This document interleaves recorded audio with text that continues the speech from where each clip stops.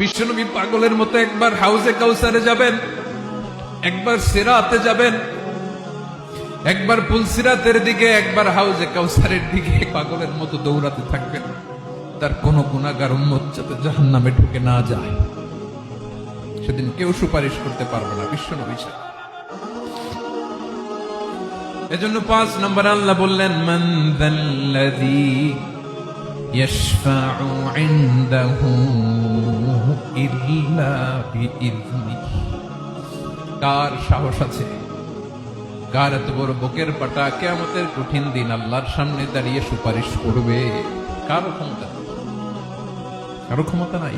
বিশ্বনবী সেদিন সিজদায় পড়ে উম্মতের জন্য কাঁদবেন, সবাই কাঁদবে, নফসি নফসি, আল্লাহ আমারে বাঁচাও, আল্লাহ আমারে বাঁচাও। বিশ্বনবী বলবেন, উম্মতি উম্মতি। বিশ্বনবী আমার জন্য কাঁদবেন, আপনার জন্য কাঁদবেন, আমাদের জন্য সেদিন কেঁদে কেঁদে জাহান্নামের দরজায় দাঁড়িয়ে আমাদেরকে টেনে টেনে জান্নাতে ঢুকাবেন। এজন্য এই বিশ্বনবীর ভালোবাসা যেন আমাদের হৃদয়ে ভরপুর থাকে। আমার ভাইয়েরা, প্রতি শুক্রবার বিশ্বনবীর উপরে বেশি বেশি যেন আমরা দুরূদ পড়ি। আমরা যখন বিশ্বনবীর সালাম দেই, দুরূদ পড়ি,